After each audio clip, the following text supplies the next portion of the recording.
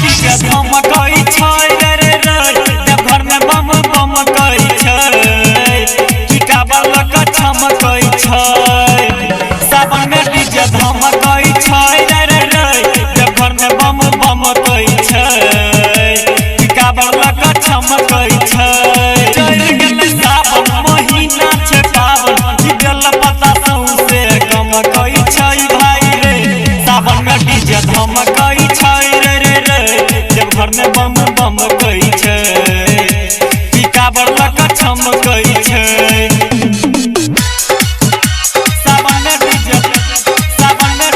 धमकई छै रे रे रे देवघर में बम बम कई छै बाबा नगरिया पक्का बरिया कतहु नहीं रुकै छै चिलम में गाजा भर के गरहा के बम पिए छै गरहा के बम पिए छै बाबा नगरिया पक्का बरिया कतहु नहीं रुकै छै चिलम में गाजा भर के गज हारा के बम पिए छै चढ़ा के भांग गोला कहै छै बम भोल पूरा डीजे पर बम सब बम कई छै भाई रे सावन में डीजे धमकई छै रे रे रे देवघर में बम बम कई छै की काबल का चमकई छै। अभी आप सुन रहे हैं खुटौना से मैथिली म्यूजिक की शानदार प्रस्तुति।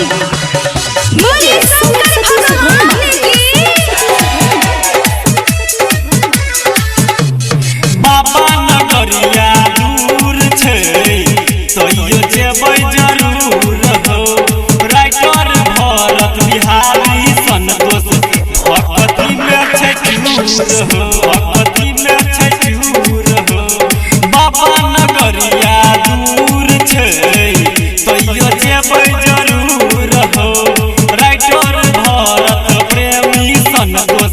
भक्ति में छै चूर हो छै भांग बम खेले काबर से होले कि डम डम डमरू डमकै छै भाई रे सावन में डीजे धमकई छै देवघर में बम बम कई